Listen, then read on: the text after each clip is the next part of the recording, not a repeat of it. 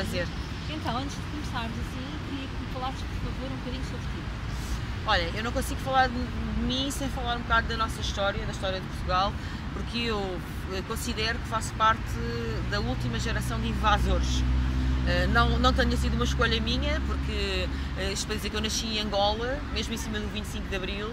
Meus pais estavam lá, meu pai era médico, estava integrado nas colunas militares, não queria lá estar, mas foi obrigado a ir, foi chamado para cumprir serviço militar obrigatório, já era médico e, portanto, de repente era psiquiatra, mas tinha que estar a lidar com pernas estropiadas e situações muito complicadas que marcaram a história da minha família. Mas aquilo que eu sinto é que, mais do que marcar a história da minha família, eu faço parte da geração que fecha mal um longo capítulo da história portuguesa que vem não só desse período de colonização mais recente, do século XX, mas de trás, são séculos e séculos de esclavagismo, exploração do outro e por aí fora, que culminaram em Portugal com esse 25 de Abril, mas que na verdade eu continuo a achar que não lidou bem com o seu passado. Portanto, a minha história é uma história de pequena imigração, logo ao princípio pequena, porque eu não é que me tenha afetado muito nesse sentido, afetou só no sentido que há uma dinâmica familiar própria, não é? O meu pai não ficou para trás, teve que ficar para trás porque era médico e portanto teve ainda situações que teve que gerir, a minha mãe veio sozinha comigo e com o meu irmão, muito pequeninos, pronto, ou seja, isso é algo que marca a minha história, mas eu sinto que mais do que marcar a minha história, marca a história do meu país, a história da Europa, a história do mundo ocidental. E eu sinto-me parte dessa história.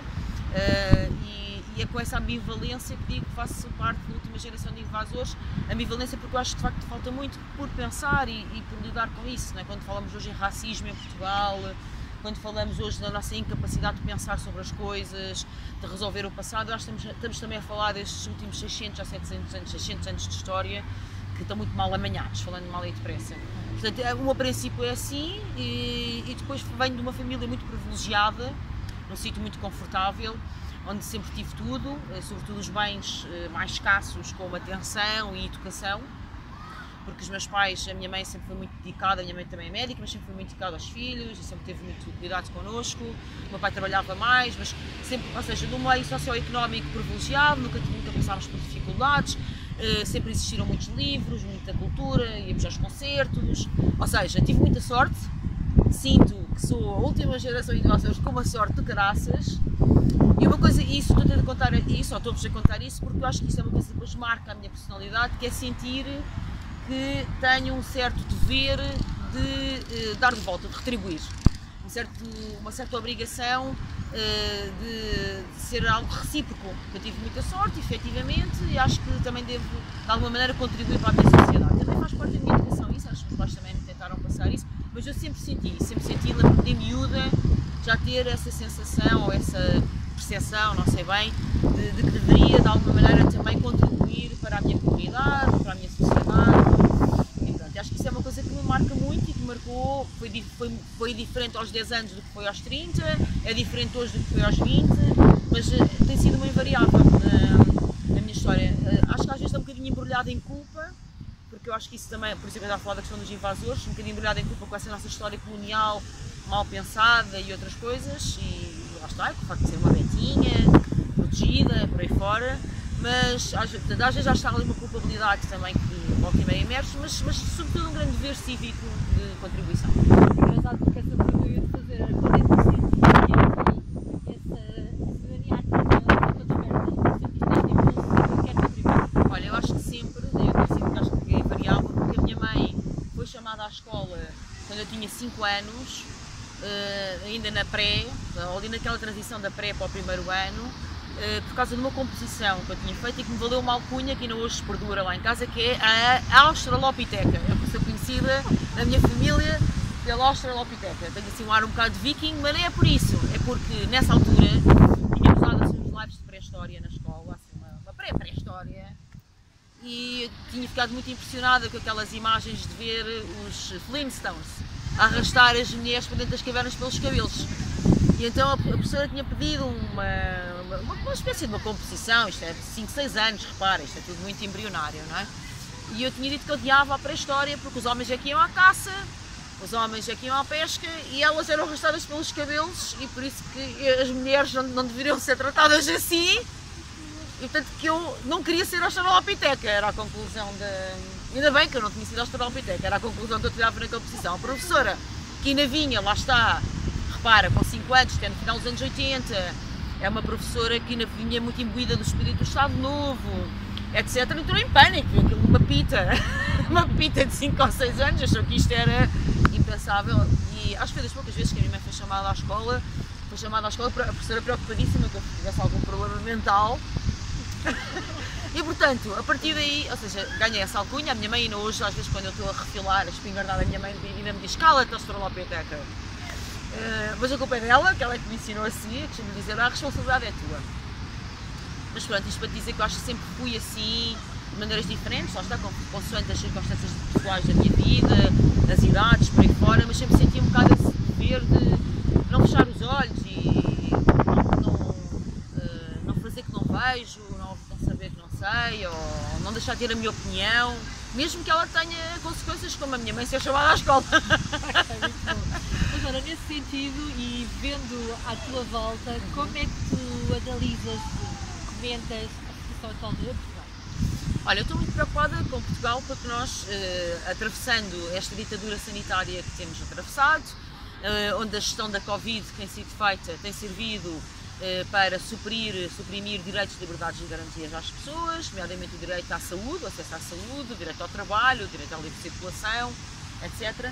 Eu vejo que isso é uma camada de agressão que caiu em cima de um país já muito fragilizado, um país que já tem problemas estruturais de pobreza e sobretudo de grandes assimetrias e grandes desigualdades, que nunca foram de alguma forma, nunca regeneraram, nunca recuperaram dos 50 anos de ditadura que nós tivemos, a ditadura mais longa da Europa, quase 50 anos. Nós nunca conseguimos recuperar disso, porque em 86, quando entramos para a Comunidade Europeia, começámos logo com uma elite cleptocrática que se atirou, abocanhou os fundos europeus sem consequências. Convém recordar que as pessoas que nessa altura foram indiciadas de fraude em 86, 87, 88, logo a seguir à entrada para a Comunidade Europeia, safaram-se desses processos. Nós demorámos 20 anos a fazer essa lei que permitiria apurar a verdade, 20 anos, ou seja, quando fizemos já tudo tinha prescrito. Eu acho que prescrever é uma palavra que agora soa muitas campainhas, mas isso faz parte da nossa história da transição do século XX para o século XXI. Ou seja, na verdade, a gestão da Covid daninha, tóxica, caiu em cima de um país que já tinha muitos problemas estruturais, que nunca recuperou da ditadura e que agora os agravou de sobremaneira. Por isso eu vejo com muita preocupação e com muita apreensão o ataque, e ainda por cima, reparem, quando nós falamos do ataque ao Estado Social, à escola pública, etc., ou seja, estamos a falar de cavar ainda mais as desigualdades, porque a Covid foi má para todas, mas não estamos no mesmo barco. Não estamos no mesmo barco, isso é uma treta, é uma tanga. Há uns que estão lá em cima a ver cocktails de champanhe no convés e outros estão cá em baixo a esfregar o porão. Portanto, não estamos todos no mesmo barco. A escola fez falta sobretudo aos meninos que em casa não têm tutores, não têm explicadores, não têm pais disponíveis, ou pais que não podem se dar ao luxo de não trabalhar, outra coisa qualquer.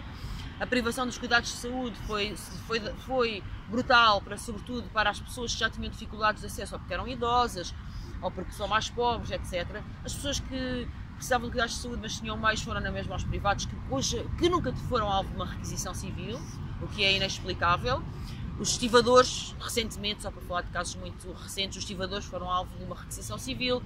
Os motoristas de substâncias perigosas em 2019 foram alvos de uma requisição civil, portanto não se entende, isto é inaceitável.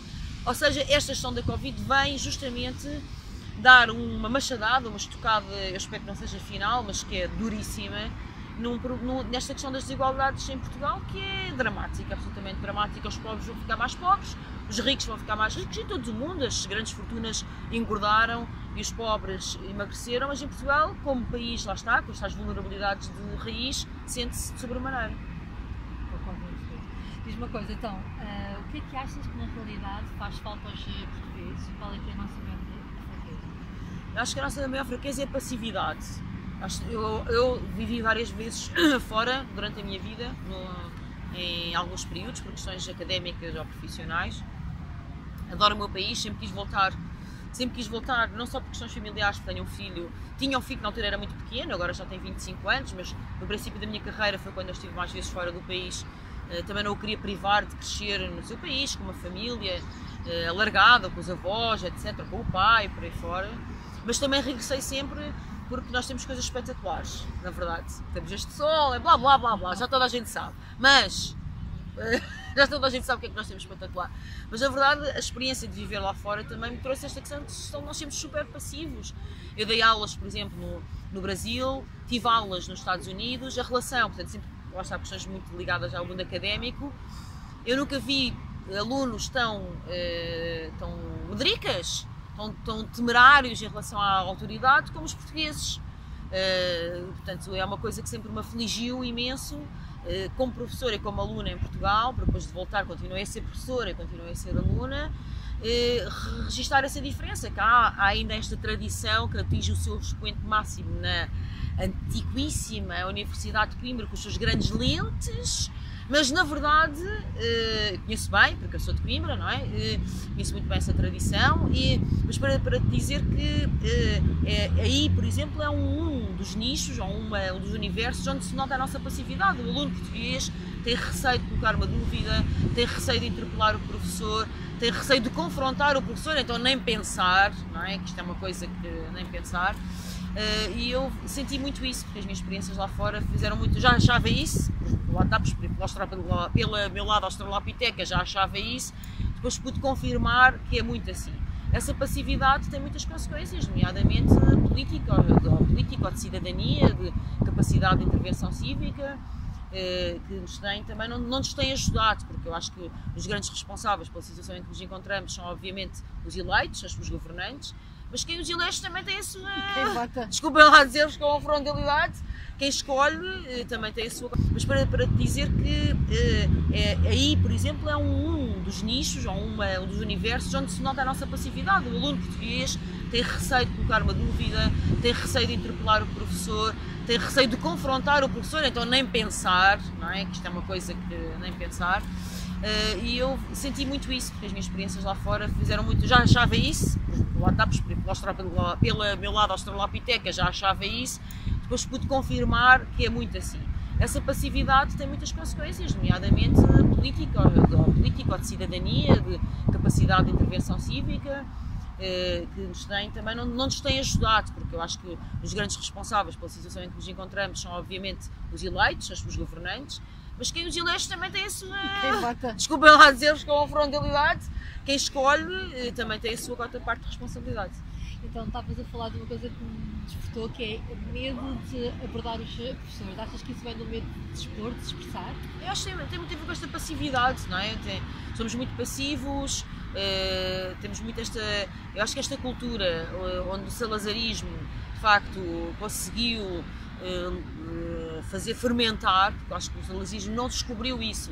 Eu acho que o salazarismo colocou isso a levedar, não é? Numa levedura máxima, aproveitou o que é. Nós temos medo do que é que os outros vão pensar, temos medo das consequências, se formos um no milhão, temos receio das consequências disso, não nos queremos destacar, baixo perfil. Portanto, essa passividade, chamo-lhe isso passividade, mas essa passividade de facto tem tido consequências dramáticas, né? No ensino eu não noto mais, porque de facto é a experiência que mais me acabou por acontecer na minha vida, nesse aspecto, mas eu noto isso em muitas coisas, não é? Esse receio de muitas maneiras. E sim, as pessoas manifestam-se menos emocionalmente, etc. Muito menos, por exemplo, nos brasileiros, definitivamente, não é? Mas não só. Eu acho que se os brasileiros... Nós podemos ver que são mais expansivos emocionalmente, mas se calhar os espanhóis são mais expansivos socialmente, não é? Portanto, há muitas maneiras de ser menos passivo do que os portugueses e eu, portanto, acho que é a característica mais venenosa, mais venenosa, mais patológica que nós temos e que pronto, portanto, de facto, tem muitos efeitos, muitas consequências nocivas. Olha, à parte do sol, esta não é exatamente o que eu gostaria que tu me dissesses, o que é que tu entendes que seja o nosso ponto fraco? Epá, é assim, eu por exemplo... maior força, enquanto povo, nação...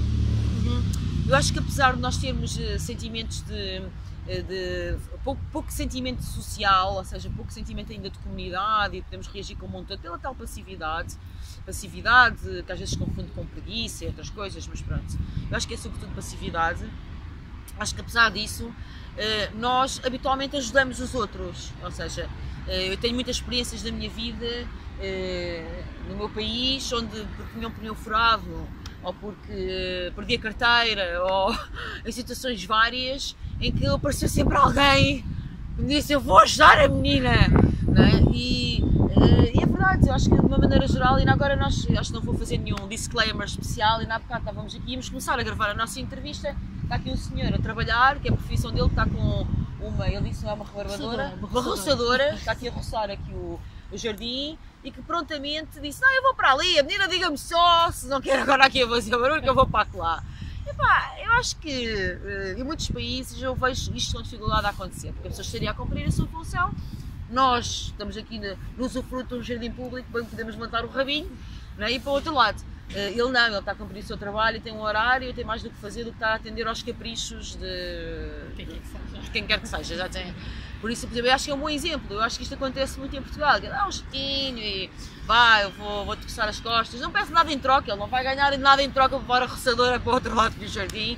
É mesmo uma certa simpatia. Eu acho que nós temos essa característica e acho que é boa. Eu acho que, apesar de tudo, é uma das coisas que nos tem ajudado muito em muitas crises.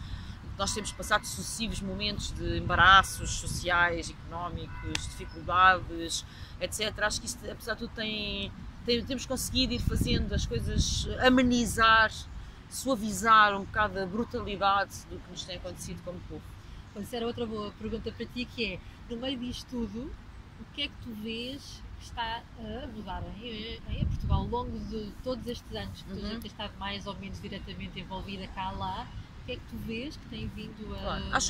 Acho que uma coisa que eu sinto muito que os portugueses mudaram muito é que estão muito mais, estão menos preconceituosos. Aliás, eu nem sei bem se é bem despreconceituosos ou se os portugueses só estavam à espera de licença, porque eu acho que na verdade os portugueses nunca foram preconceituosos. Sempre tiveram, lá está, medo, aquela passividade, dizer: não vou dizer que os homossexuais têm o direito de viverem como lhes apetece. Não vou dizer isso porque os outros podem pensar que eu sou gay. Okay. Acho que há muito essa coisa dos portugueses. E agora, como nos últimos anos, não vou puxar a brasa à minha sardinha, mas é verdade, acho que o Bloco de Esquerda teve um papel de charneira aí na sociedade portuguesa, um bocado a desmontar e a desconstruir certos estigmas que existiam sobre alguns temas. Mas os portugueses hoje, acho que com essa linha, depois o Partido Socialista também foi atrás, com o Sócrates, quis esvaziar a agenda do Bloco, não foi por boas razões, mas teve bons resultados.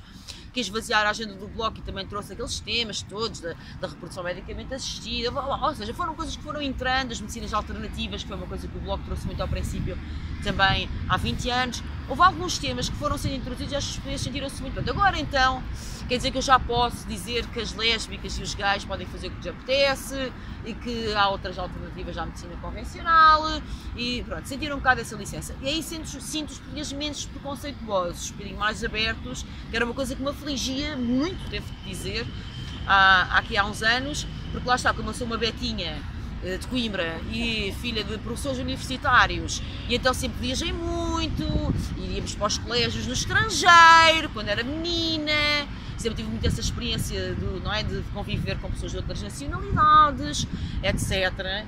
Portanto, depois às vezes o choque, e sempre andei na escola pública ao mesmo tempo, os pais sempre fizeram questão que eu estudasse na escola pública, e ainda bem. E portanto sempre tive um bocado aquele choque às vezes, portanto, muita diversidade, não é? De perceber que havia setores na sociedade portuguesa que de facto eram ultra conservadores e não é? Mas que havia temas, pronto, e também porque em casa meus pais não eram nada conservadores, meus pais são o meu pai já morreu, psicanalistas, e portanto também tinham uma mente relativamente aberta, também tinham os seus preconceitos, como toda a gente, mas mais aberta para o seu tempo. Mas isto para te dizer que essa eu acho que é a principal mudança que eu sinto, não é? Nos anos de vida que eu já levo, já são muitos, sinto que os portugueses já estão um bocadinho mais arejados, um bocadinho mais cosmopolitas, um bocadinho mais europeus no bom sentido da palavra, um bocadinho mais vividos, mais viajados. Acho que o facto, a geração Erasmus, como se costuma dizer, fez milagres. Acho que o facto do pessoal ir para fora e estudar fora e voltar e pronto, acho que isso também contribuiu muito, é das coisas fixes que eu acho que a nossa entrada para a União Europeia, para a CE fez, foi a geração Erasmus. Pronto, juntou-se aqui essas coisas do Bloco, a geração Erasmus, já foi uma boa mistura, um bom cocktail, e realmente acho que as pessoas estão com a mente mais aberta, mais disponíveis para receber a diferença, seja ela qual for. E o que é que tu sentes que ainda é preciso continuar a fazer para que haja uma mudança efetiva na consciência dos portugueses? Pronto, aquilo que é a minha batalha pessoal, Que é bom porque é a pergunta seguinte, então faça as aquilo que duas. gostava muito que fosse uma batalha de mais portugueses, também é de muitos outros, minha é de muitos outros, mas que fosse mais alargada, é espírito crítico, pensamento reflexivo, dúvida metódica, que é aquilo, eu sou de ciências, sou da área de científico-naturais, fui para a farmácia, depois acabei por ir para a psicologia, não interessa agora, mas para te dizer, portanto sou uma gaja das químicas e da estatística, não sei o quê, mas realmente que soube cadeira que me fascinou foi filosofia no 10º ano, quase que me fez vacilar. E tive uma professora espetacular, lá está, no Liceu Zé Falcão, a professora Luciana Mancilha, nunca mais me esquece, devo muito a muitos professores da escola pública, mas à professora Luciana nunca mais me esquece, acho que vou morrer a lembrar-me dela, que realmente me incutiu muito, eu já o teria porventura, mas ela incutia muito nos alunos este espírito, não, vocês pensem pela vossa cabeça, eu estou a dizer que isto é assim, mas eu não quero que vocês digam amém, eu quero que vocês discutam comigo, lá está, ela era contra aquela passividade. Aquilo era uma turma muito engraçada, porque tinha repetentes, tinha tudo, tinha lá os betinhos, os filhos de advogados e dos médicos de Coimbra, mas depois tinha assim uma mistura engraçada com uns repetentes e uns miúdos assim mais problemáticos e aquela turma floresceu, aquela turma chegou, num ano cresceu, é como os anos dos cães, já tinha mais 7, estás a ver? E pelo menos falo para mim, eu acho que não fui a única. E portanto esse espírito crítico da filosofia, da dúvida, de ok, as coisas são assim, mas não é a crítica pela crítica, não é a estultice de dizer que não porque para chatear, não, é um certo dever de resistência. Ok, então espera lá, ok, dizem que é assim, mas eu vou pelo. E ainda por cima hoje, com tanta informação que podemos cruzar na net, etc., eu acho que é mais, são motivos de sobra, com recursos suficientes para podermos. Eu gostava que a educação cívica fizesse isso, não sei se faz, mas às vezes até no consultório assim dou conta que não, parece-me que não. O meu filho já passou por lá, os outros mais pequenos ainda não chegaram a essa disciplina, mas portanto, gostava muito que existisse esse espírito, as pessoas discutirem as coisas, aberto, debate, tivessem essa ideia de que de facto a discussão nasce à luz, a ciência evolui pela falha, pelo erro, a democracia tem que estar aberta ao contraditório. Portanto, gostava muito que as pessoas se agarrassem a esses conceitos que são iluministas, quer dizer, não vamos inventar a pólvora nem descobrir a roda. E, portanto, eu acho que isso fazia muita falta aos portugueses, tipo de pá, pergunta, duvida. Sim, é verdade, concordo contigo. E aquilo que eu sei, o programa dessa cadeira feito, que é o que eles chamam de perfil de aluno à saída do ensino obrigatório, é genial.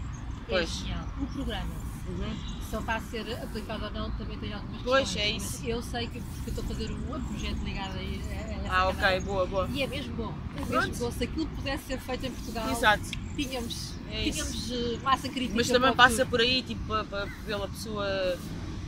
E passa eu acho que passa pelo sistema, passa pelos professores pois. Dizerem que sim e fazê-lo efetivamente, passa pelos agrupamentos darem esse espaço. Não, mas eu vou dar o perfil, esse perfil passa por isso também, é isso que estavas a dizer. Sim, exato. Essa autonomia. Está descrito no perfil as competências emocionais que os alunos têm que ter à saída do ensino obrigatório. E uma delas é exatamente o que estás agora a partilhar. Pois. E é exatamente o abrigo dessa disciplina que isto é suposto ser feito. Pois. Eu lembro sempre dessa professora de filosofia dizer-me coisas do género: eu não quero que vocês estejam aqui para aprender, quero que vocês aprendam a aprender. Foi a primeira vez que eu ouvi esta expressão na vida, no 10º ano, não é? Eu não quero que vocês têm que aprender a aprender, não digam que sim.